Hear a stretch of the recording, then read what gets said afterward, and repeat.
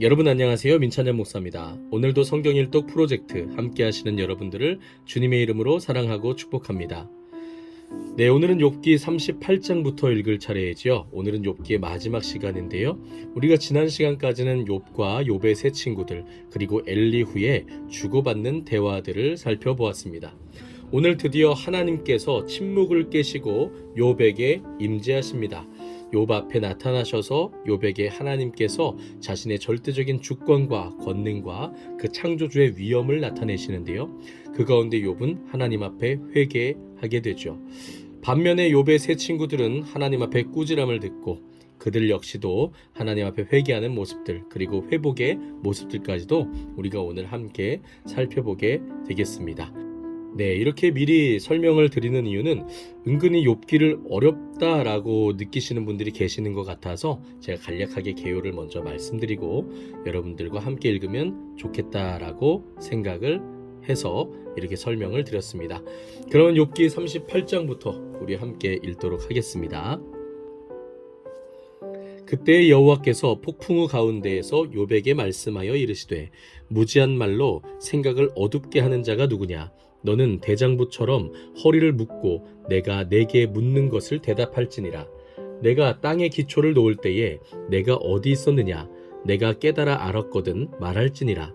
누가 그것의 도량법을 정하였는지 누가 그 줄을 그것의 위에 띄었는지 내가 아느냐? 그것의 주추는 무엇 위에 세웠으며 그 모퉁이 돌을 누가 놓았느냐? 그때에 새벽별들이 기뻐 노래하며 하나님의 아들들이 다 기뻐 소리를 질렀느니라. 바다가 그 모태에서 터져 나올 때에 문으로 그것을 가둔 자가 누구냐? 그때에 내가 구름으로 그 옷을 만들고 흑암으로 그 강보를 만들고 한계를 정하여 문빗장을 지르고 이르기를 내가 여기까지 오고 더 넘어가지 못하리니 내 높은 파도가 여기서 그칠지니라 하였노라. 내가 너의 날에 아침에게 명령하였느냐? 새벽에게 그 자리를 일러주었느냐? 그것으로 땅 끝을 붙잡고 악한 자들을 그 땅에서 떨쳐버린 일이 있었느냐?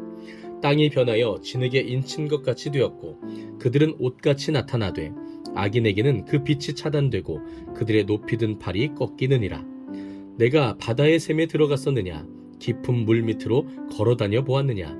사망의 문이 내게 나타났느냐? 사망의 그늘진 문을 내가 보았느냐? 땅의 너비를 내가 측량할 수 있느냐? 내가 그 모든 것들을 다 알거든 말할지니라. 어느 것이 광명이 있는 곳으로 가는 길이냐?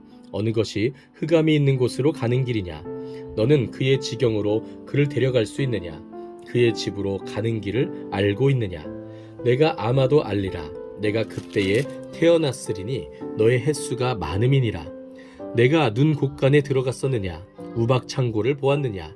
내가 환난 때와 교전과 전쟁의 날을 위하여 이것을 남겨두었노라. 광명이 어느 길로 뻗치며 동풍이 어느 길로 땅에 흩어지느냐? 누가 홍수를 위하여 물길을 터주었으며 우레와 번개길을 내어주었느냐? 누가 사람 없는 땅에 사람 없는 광야에 비를 내리며 황무하고 황폐한 토지를 흡족하게 하여 연한 풀이 돋아나게 하였느냐? 비에게 아비가 있느냐? 이슬방울은 누가 낳았느냐? 얼음은 누구의 태에서 났느냐? 공중의 서리는 누가 낳았느냐? 물은 돌같이 굳어지고 깊은 바다의 수면은 얼어붙느니라.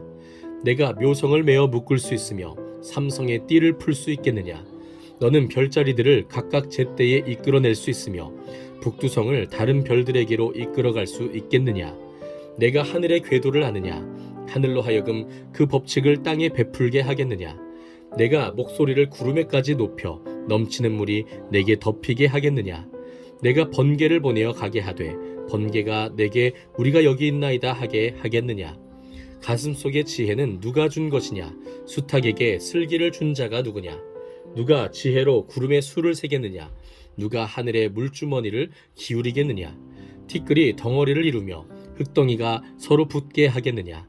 내가 사자를 위하여 먹이를 사냥하겠느냐? 젊은 사자의 식욕을 채우겠느냐?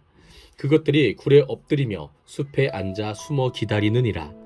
까마귀 새끼가 하나님을 향하여 부르짖으며 먹을 것이 없어서 허우적거릴 때에 그것을 위하여 먹이를 마련하는 이가 누구냐? 아멘. 39장입니다. 산 염소가 새끼치는 때를 내가 아느냐? 암사슴이 새끼 낳는 것을 내가 본 적이 있느냐? 그것이 몇 달 만에 만삭되는지 아느냐? 그 낳을 때를 아느냐? 그것들은 몸을 구부리고 새끼를 낳으니 그 괴로움이 지나가고 그 새끼는 강하여져서 빈 들에서 크다가 나간 후에는 다시 돌아오지 아니하느니라. 누가 들나귀를 놓아 자유롭게 하였느냐? 누가 빠른 나귀에 매인 것을 풀었느냐? 내가 들을 그것의 집으로 소금 땅을 그것이 사는 처소로 삼았느니라. 들나귀는 성읍에서 짖거리는 소리를 비웃나니 나귀치는 사람이 지르는 소리는 그것에게 들리지 아니하며 초장 언덕으로 두루다니며 여러 가지 푸른 풀을 찾느니라. 들소가 어찌 기꺼이 너를 위하여 일하겠으며 내 외양간에 머물겠느냐? 내가 능히 줄로 매어 들소가 이랑을 갈게 하겠느냐? 그것이 어찌 골짜기에서 너를 따라 썰애를 끌겠느냐? 그것이 힘이 세다고 내가 그것을 의지하겠느냐? 내 수고를 그것에게 맡기겠느냐? 그것이 내 곡식을 집으로 실어오며 내 타작마당에 곡식 모으기를 그것에게 의탁하겠느냐? 타조는 즐거이 날개를 치나 학의 깃털과 날개 같겠느냐? 그것이 알을 땅에 버려두어 흙에서 더워지게 하고 발에 깨어질 것이나 들짐승에게 밟힐 것을 생각하지 아니하고 그 새끼에게 모질게 대함이 제 새끼가 아닌 것처럼 하며 그 고생한 것이 헛되게 될지라도 두려워하지 아니하나니 이는 하나님이 지혜를 베풀지 아니하셨고 총명을 주지 아니함이라. 그러나 그것이 몸을 떨쳐 뛰어갈 때에는 말과 그 위에 탄 자를 우습게 여기느니라. 말의 힘을 내가 주었느냐? 그 목에 흩날리는 갈기를 내가 입혔느냐? 내가 그것으로 메뚜기처럼 뛰게 하였느냐? 그 위험스러운 콧소리가 두려우니라. 그것이 골짜기에서 발굽질하고 힘 있음을 기뻐하며 앞으로 나아가서 군사들을 맞되 두려움을 모르고 겁내지 아니하며 칼을 대할지라도 물러나지 아니하니 그의 머리 위에서는 화살통과 빛나는 창과 투창이 번쩍이며 땅을 삼킬 듯이 맹렬히 성내며 나팔 소리에 머물러 서지 아니하고 나팔 소리가 날 때마다 힝힝 울며 멀리서 싸움 냄새를 맡고 지휘관들의 호령과 외치는 소리를 듣느니라. 매가 떠올라서 날개를 펼쳐 남쪽으로 향하는 것이 어찌 내 지혜로 말미암음이냐? 독수리가 공중에 떠서 높은 곳에 보금자리를 만드는 것이 어찌 내 명령을 따름이냐? 그것이 낭떠러지에 집을 지으며 뾰족한 바위 끝이나 험준한 데에 살며 거기서 먹이를 살피나니 그 눈이 멀리 봄이며 그 새끼들도 피를 빠나니 시체가 있는 곳에는 독수리가 있느니라. 아멘. 40장입니다. 여호와께서 또 욥에게 일러 말씀하시되 트집 잡는 자가 전능자와 다투겠느냐? 하나님을 탓하는 자는 대답할지니라. 욥이 여호와께 대답하여 이르되 보소서 나는 비천하오니 무엇이라 주께 대답하리이까? 손으로 내 입을 가릴 뿐이로소이다. 내가 한 번 말하였사온즉 다시는 더 대답하지 아니하겠나이다. 그때 여호와께서 폭풍우 가운데에서 욥에게 일러 말씀하시되 너는 대장부처럼 허리를 묶고 내가 내게 묻겠으니 내게 대답할지니라. 내가 내 공의를 부인하려느냐? 내 의를 세우려고 나를 악하다 하겠느냐? 내가 하나님처럼 능력이 있느냐? 하나님처럼 천둥 소리를 내겠느냐? 너는 위엄과 존귀로 단장하며 영광과 영화를 입을지니라. 너의 넘치는 노를 비우고 교만한 자를 발견하여 모두 낮추되 모든 교만한 자를 발견하여 낮아지게 하며 악인을 그들의 처소에서 짓밟을지니라. 그들을 함께 진토에 묻고 그들의 얼굴을 싸서 은밀한 곳에 둘지니라. 그리하면 내 오른손이 너를 구원할 수 있다고 내가 인정하리라. 이제 소같이 풀을 먹는 베헤못을 볼지어다. 내가 너를 지은 것 같이 그것도 지었느니라. 그것의 힘은 허리에 있고 그 뚝심은 배의 힘줄에 있고 그것이 꼬리치는 것은 백향목이 흔들리는 것 같고 그 넓적다리 힘줄은 서로 얽혀 있으며 그 뼈는 녹관 같고 그 뼈대는 쇠 막대기 같으니 그것은 하나님이 만드신 것 중에 으뜸이라. 그것을 지으신 이가 자기의 칼을 가져오기를 바라노라. 모든 들짐승들이 뛰노는 산은 그것을 위하여 먹이를 내느니라. 그것이 연잎 아래에나 갈대 그늘에서나 늪 속에 엎드리니 연잎 그늘이 덮으며 시내 버들이 그를 감싸는도다. 강물이 소용돌이 칠지라도 그것이 놀라지 않고 요단강 물이 쏟아져 그 입으로 들어가도 태연하니 그것이 눈을 뜨고 있을 때 누가 능히 잡을 수 있겠으며 갈고리로 그것의 코를 꿰 수 있겠느냐.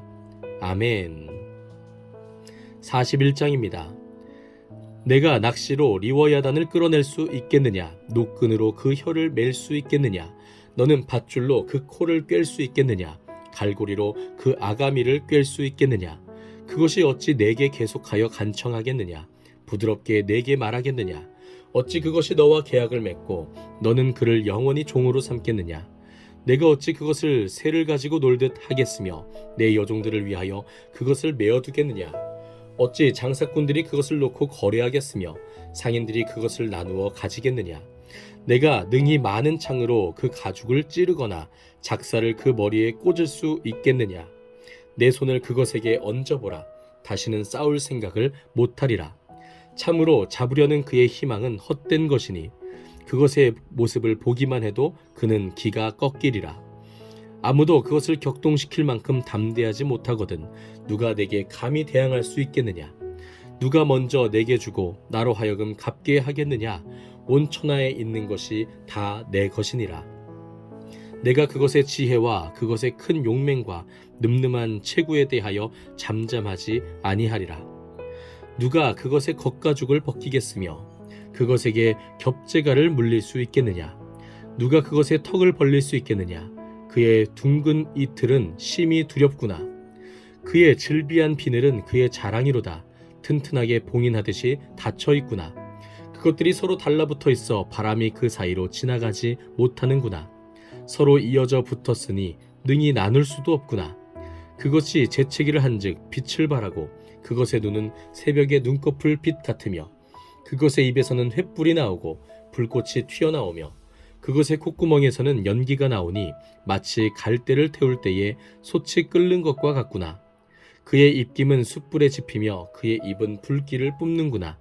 그것의 힘은 그의 목덜미에 있으니 그 앞에서는 절망만 감돌 뿐이구나. 그것의 살껍질은 서로 밀착되어 탄탄하며 움직이지 않는구나. 그것의 가슴은 돌처럼 튼튼하며 맷돌 아랫짝같이 튼튼하구나.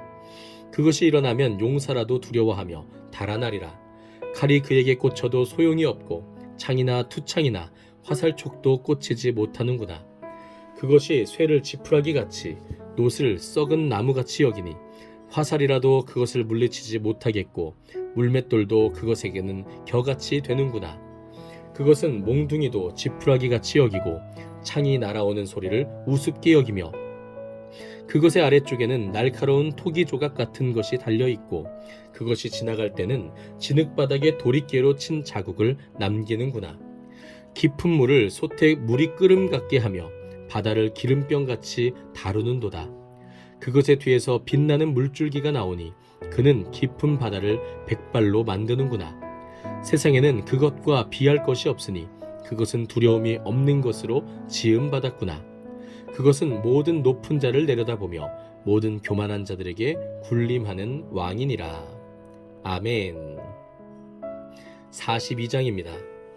욥이 여호와께 대답하여 이르되 주께서는 못하실 일이 없사오며 무슨 계획이든지 못 이루실 것이 없는 줄 아오니 무지한 말로 이치를 가리는 자가 누구니이까. 나는 깨닫지도 못한 일을 말하였고 스스로 알 수도 없고 헤아리기도 어려운 일을 말하였나이다. 내가 말하겠사오니 주는 들으시고 내가 주께 묻겠사오니 주여 내게 알게 하옵소서. 내가 주께 대하여 귀로 듣기만 하였사오나 이제는 눈으로 주를 배옵나이다. 그러므로 내가 스스로 거두어드리고 티끌과 제 가운데에서 회개하나이다. 여호와께서 욥에게 이 말씀을 하신 후에 여호와께서 대만 사람 엘리바스에게 이르시되 내가 너와 내 두 친구에게 노하나니 이는 너희가 나를 가리켜 말한 것이 내 종 욥의 말같이 옳지 못함이니라. 그런즉 너희는 수소 7과 순양 7을 가지고 내 종 욥에게 가서 너희를 위하여 번제를 드리라. 내 종 욥이 너희를 위하여 기도할 것인즉 내가 그를 기쁘게 받으리니 너희가 우매한 만큼 너희에게 갚지 아니하리라. 이는 너희가 나를 가리켜 말한 것이 내 종 욥의 말같이 옳지 못함이라.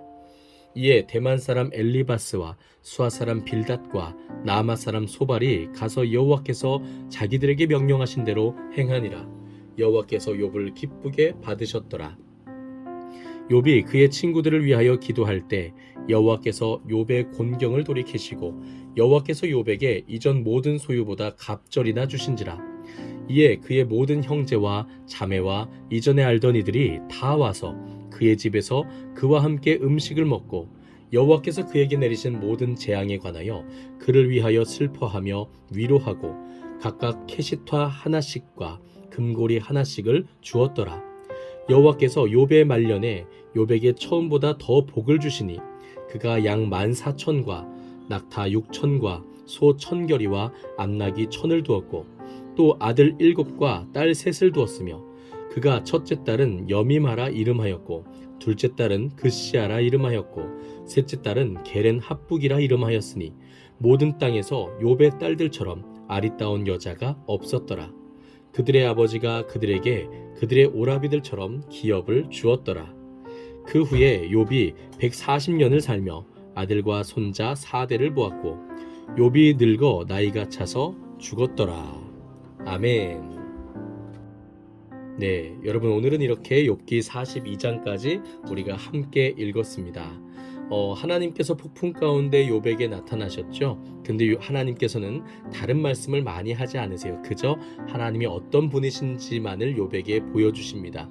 하나님은 절대적인 주권을 가지신 전능자, 창조주 하나님이시죠. 하나님께서는 이 세상을 하나님이 원하시는 뜻대로 이끌어 가시는 분이십니다. 그래서 하나님 앞에, 하나님의 그 위엄 앞에, 하나님의 그 임재 앞에 욥은 더 이상 그 어떤 말도 할 수가 없었습니다. 자신의 입을 가리고 하나님 앞에 회개할 수밖에 없었죠.